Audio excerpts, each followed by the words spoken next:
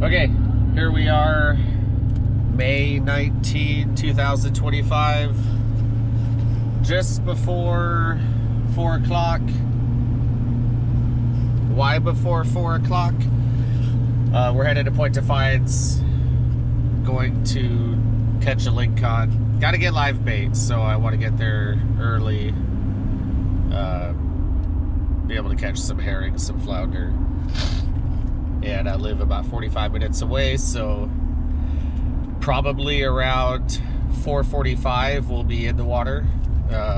We'll head over, see if we can get some herring up on top, and then we'll roll down towards area 13 to get some flounder, and then we will look for our lingcod from there with some live bait. So small in tide, it's really weird. It's moving from a 7.3 to an 8.3 between 5:25 a.m. and 9:15 a.m. So it's only moving 1 foot in 4 hours, which I'm not a big fan of. I like some water movement, because while the water's not moving and you can fish really well, the only problem is it doesn't consolidate the bait fish at all, or give the predators some sort of rhythm or strategy in which to attack them. They can swim, everything can swim freely, so it's a little bit more work if you're trying to chase something, you know, like, anyway, so maybe that's just me. I'll check in with you in a little bit. We'll see how it goes. Okay, here we are, 4:30. Just got the boat in the water. We are in area 11 at Point Defiance. Have an annual pass here, which equates to about, I don't know, 20 launches a year. If you were to get an annual, once you hit 20, then you're technically not paying after that. So usually get that squared away in January and have it pretty well exhausted with the 20 launches by April. So about this time I'm fishing pretty much free for a launch. But anyways, got these new little stretch dock lines. I don't know if you can see them, but they're really cool. Kind of show you how they work.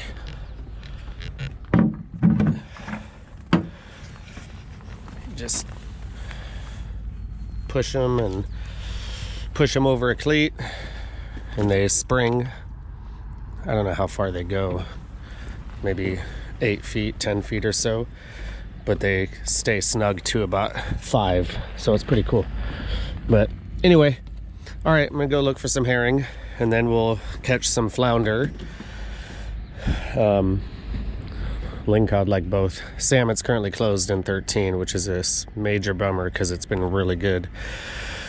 But anyway, that should open here in a couple days, back up. So some contract dispute with the tribes, I guess, every year mid-May or whatever it is, I don't know. But we are currently on a out tide, and it's gonna hit low tide here in about an hour, but it's only moving in a foot, so not gonna be much tidal action to spur and get the anticipation of shorter bite window is not going to be there, so they'll just be kind of swimming willy-nilly, which I'm not a fan of. I like bigger tides. But anyway, all right, I'll check in with you in a little bit.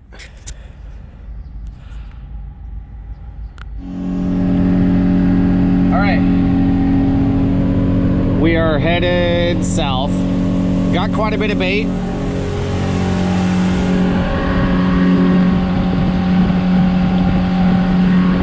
Some really nice big herring.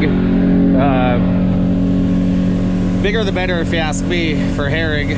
But anyway, flounder's up next. We're gonna get some small ones hopefully on a sabiki rig at about 100 feet of water. I got the herring in about 350 feet, but about 120 feet down. So didn't do very well until it got light out. Never really done well in the dark for herring, even though they can be right on top. But anyway, get a couple flounder, maybe 5 or so. Probably will catch one on my first herring anyway, but whatever. Like to have a variety, so if we get some rockfish, that's when the flounder can help out. So anyway, check in shortly. All right, we are headed south. Got quite a bit of bait.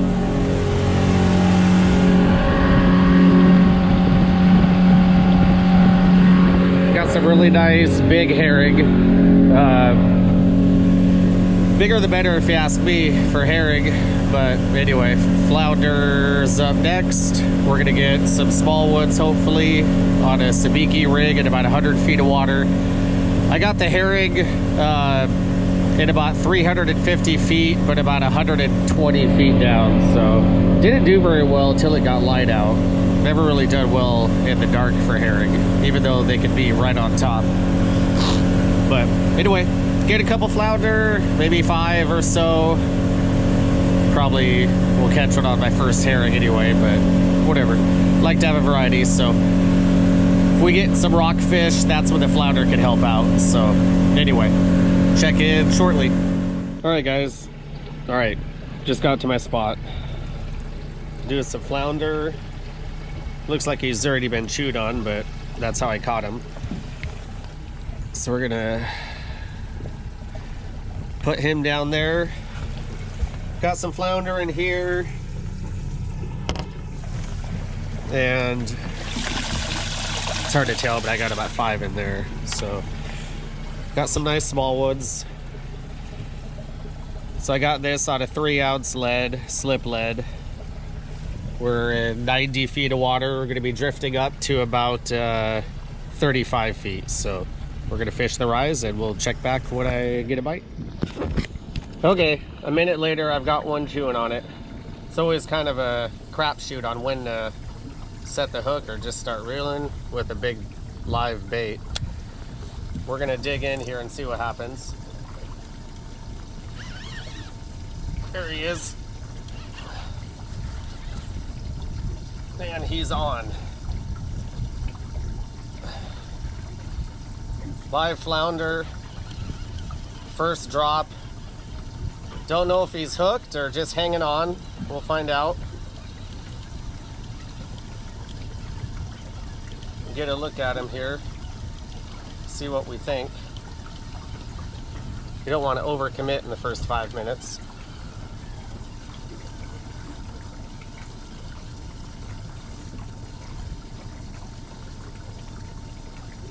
Blue, pretty fish, wow.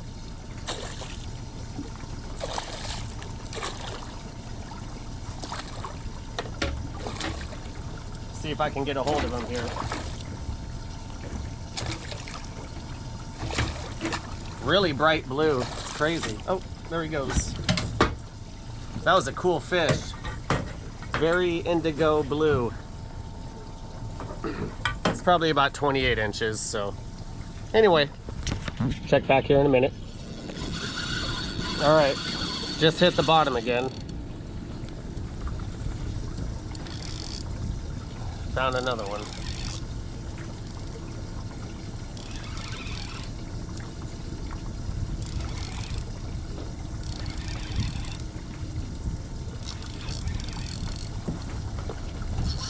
Ah, broke my line.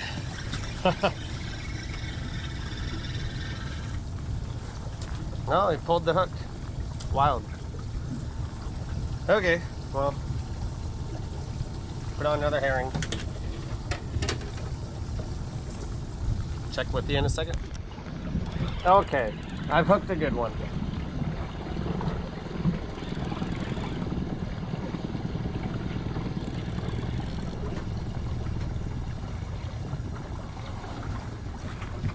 And he is really angry.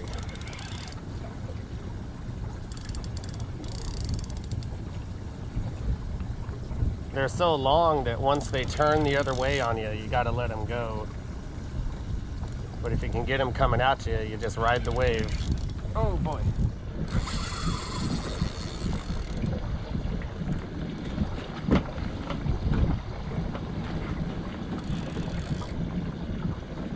I use like a 40-pound leader, 30-pound braid.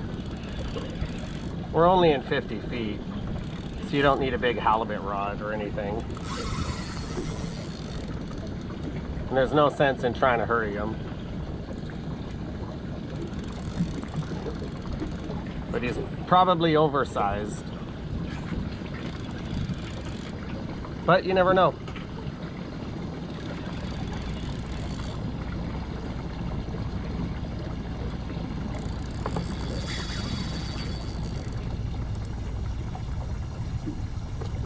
It's kind of funny, I didn't turn on the video because I thought it was the bottom, and then he took off. Gonna be a big boy.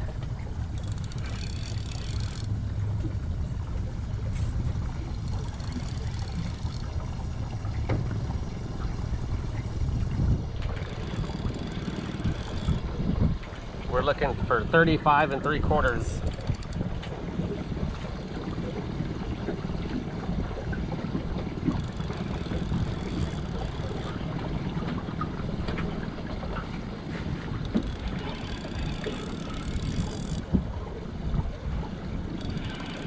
Haven't seen him yet. There's my lead.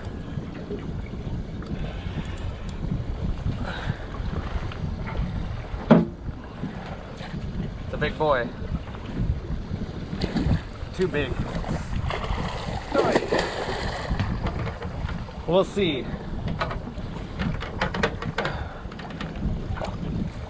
Oh boy.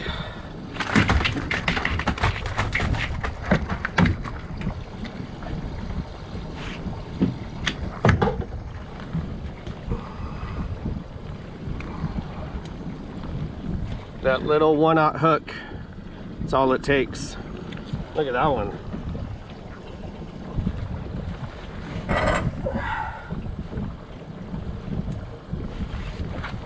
"35 inches, perfect."